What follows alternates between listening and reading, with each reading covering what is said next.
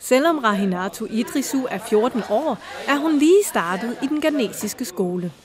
Næsten hvert fjerde barn i Ghana kommer aldrig i skole. For et år siden var Rahinatu et af de børn.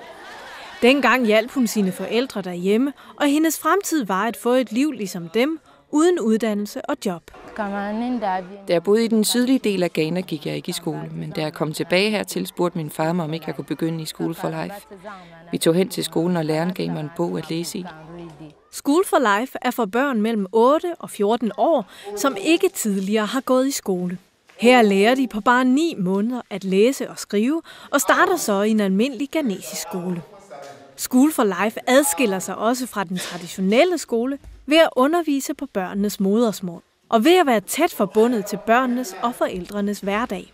I skolen lærer børnene for eksempel at udvise respekt for deres forældre, samt en masse om sundhed og hygiejne, ting, der også gør en forskel for forældrene.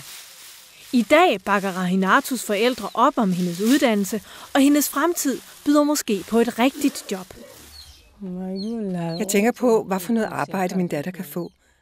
Jeg håber, det vil være noget, som er gavnligt for hende. Folk taler om, at man kan blive for eksempel syerske. Det tror jeg vil være godt for hende. Men datterens egne ambitioner rækker længere end til at sy tøj.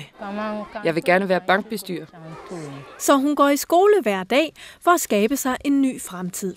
Når hun kommer hjem, hjælper hun stadig sine forældre, men hun får også læst sine lektier. Flere end 100.000 børn er kommet i skole igennem School for Life. FN's mål er, at alle børn skal gå i skole i 2015.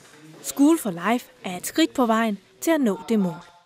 Se flere gode historier på verdensbedstenyheder.dk.